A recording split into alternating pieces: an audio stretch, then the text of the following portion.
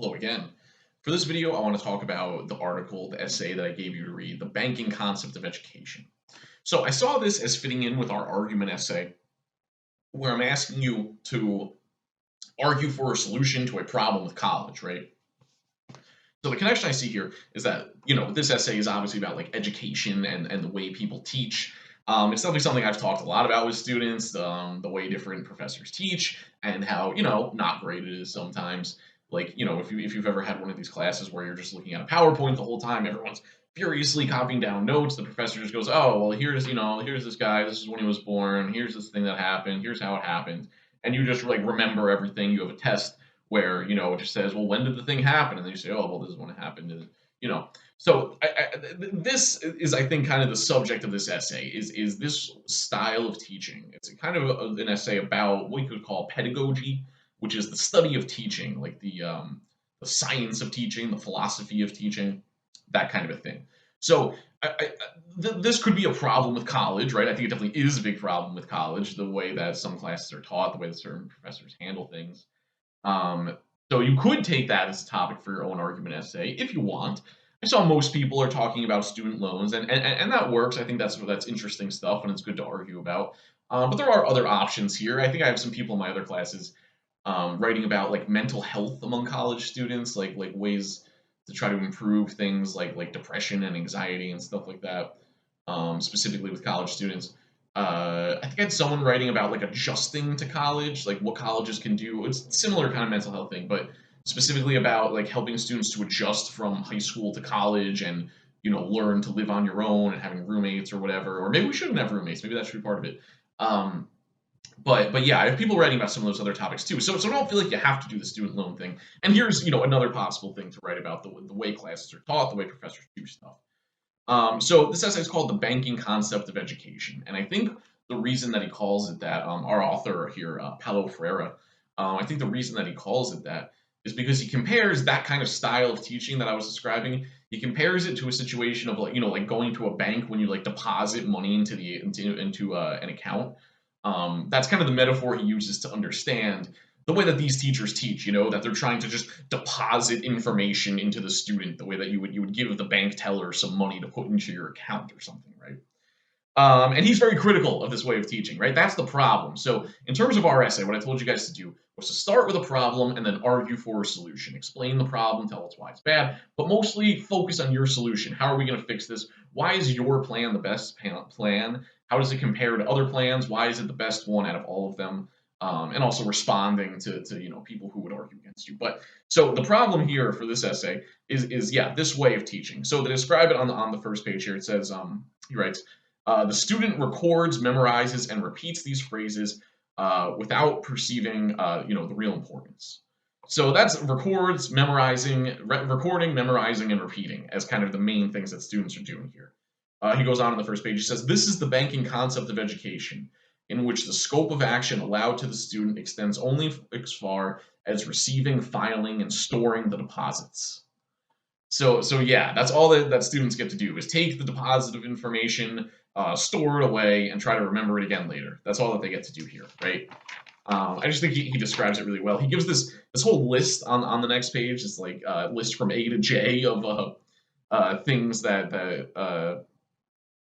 these kind of characteristics of the banking concept of education. Just to give you some of them, he says, this is on the second page. He says, the teacher teaches and the students are taught. The teacher knows everything and the students know nothing. The teacher thinks and the students are thought about. The teacher talks and the students listen meekly. The teacher disciplines and the students are disciplined. Some of the other ones.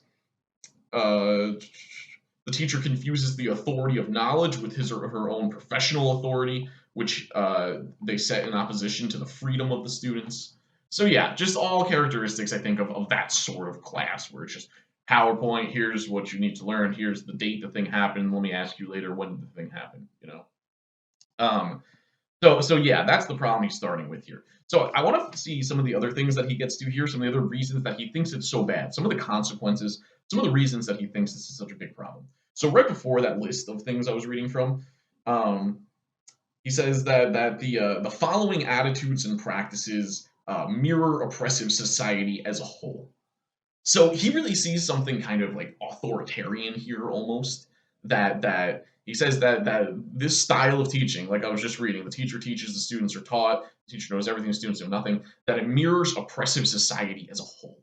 And I think what he means by that is that what we instill in people with this kind of teaching is obedience, listening, following rules, doing things on time, memorizing. It's not critical thinking, right? I think that's the big divide for him. And I think he's saying here that this kind of like enforced learning, this kind of teaching where you just here are the facts, just remember them. That it mirrors oppressive society as a whole is the thing. That it's part of living in an overall oppressive society. It's like basically this is how you like initiate people into living in an oppressive society. And I think if we consider the ways that school sort of tries to prepare you to like work in an office and stuff. I think we can see how this is true. How it teaches us to just fit into, just listening to what we're told, doing what we're told, being on time, all of the following rules, all of those things. So yeah, he sees this as very bad. Is the point? Those are the consequences. He sees it as larger than just about school and students. He sees it as contributing to what we see in society overall. He says here, the more students work at storing the deposits entrusted to them, the less they develop the critical consciousness which would result from their intervention in the world as transformers of that world.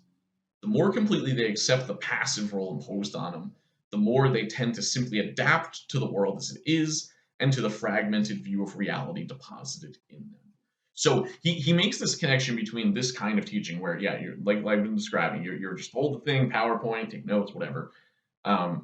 He says that basically the result of that is that we learn to just adapt to things how they are rather than consider how things could be changed. It's basically saying that it makes us accept a passive role where we just passively are told things and receive information, right? Instead of an active role where we have to think critically to wonder about how things could be different or how we could transform the world or the kind of theories of things, talking about like larger ideas than just knowing like the day that something happened or where's the certain bone. I mean, that's important if you're going to be a nurse or something, I guess. But you know what I mean. Basically, he thinks that this style of teaching makes us just accept the world how it is. It says this is how it is. Just remember it and be able to repeat it later, and that's all you need to do. It doesn't say, well, how could we improve things? How can we change things? Which is, one of the things I'm trying to do with our argument essay is make you guys, critically engage with the world. You might say I'm influenced by Paulo Freire here in what I try to do. But I'm asking you guys to kind of critically consider how things could be different, right? How could problems be solved? I think that's the kind of thing that in this essay he calls problem posing education, which is the solution that he ends up arguing for. Just one other thing on why he thinks this is such a bad, why this way of teaching is so harmful. He goes on to say that the banking concept of education is part of an effort to turn women and men into automatons, which was, I think it was something I asked you about in the journal, how he says that it's basically dehumanizing, that it's treating people as if they're robots, as if they're objects, as if they're not humans. And again, that seems extreme, just like his claim that this kind of teaching lends a hand to like authoritarian society. These are big claims, right? That you might think they're going too far. But I will say that like with that style of teaching, the question I would ask is like, if you replaced all of the students with like statues, would it be any different? Showing the PowerPoint, explaining the thing, everyone taking notes. What if they were all just turned into statues? Would anyone notice? So maybe it is dehumanizing if they would. Okay, but let's get to his solution here. So again, he calls it, where am I going now? On page 6. So he spends a long time talking about the problem here. And one of the things I want to emphasize to you guys is to not spend too much time on the problem that you're talking about, right? Your assignment for the argument essay is to argue for a solution. So it would make sense if you're going to argue for a solution that at the beginning you would explain the problem, tell us what the problem is, why it's so bad. But I would try to keep that to maybe 1 or 2 paragraphs. And definitely by the second page, I'd be getting into, okay, and here's how to solve it. Here's why this is the best solution. Here's why, like, this is what we need to do. Okay, so anyway, the solution here that he eventually gets to, he calls problem-posing education. So it's basically the opposite of the banking concept, right? It's more hands-on, it's more collaborative, it's more discussion-based, more dialogue-based. So he says here on page 7, through dialogue, the teacher of the students and the students of the teacher cease to exist, and a new term emerges: teacher-student with students-teachers. So I think that quote just and those terms, student teacher with teacher student, um, basically that says there's not just a teacher and a student. It's kind of this like two-way street. Basically, that learning is something that's like a give and take, something that goes back and forth. And it's one of the reasons that I might have enjoyed this class more if we were in a classroom where we could really have that kind of interaction and that collaboration on this stuff, working together, bouncing off each other as a group, and kind of it's because of maybe some stuff I said at the beginning of the semester, like how knowledge is not just kind of this thing that gets passed from one person to another. It's more something that happens through an exchange, through a dialogue, through a collaboration. And that's what he's talking about here, I think, when he says that teacher and student vanish as terms, and we have the teacher student with the student teachers. And teachers really do learn from students. I learn new things all the time from reading students' essay. I always see a different take. Like I've been doing the same assignments for a while, but I always see a different take on the short story that we read, or on the narrative essay. I always see different versions of it, so you do learn more. Another term that just kind of gets at this idea of problem posing education, which and I like that he calls it problem posing, because that like implies that we're going to look at a problem and we're going to try to figure out how to solve it together, right? Which again is something I'm maybe trying to emulate with our argument essay here, where I'm asking you to start with a problem. So he also says here on page 7, he says the students, no longer docile listeners, are now critical co-investigators in dialogue with the teacher. So I like that term too, critical co-investigators, because it just gets that sense of like, for me, when I teach composition 2 sometimes here at Bergen, which is more about like literature, and we read one short story, but the whole class is like short stories and poems and stuff.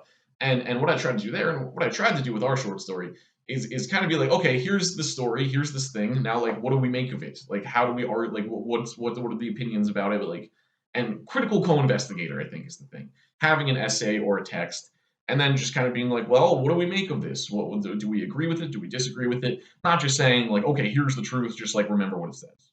So yeah, I think we get what he means here, though.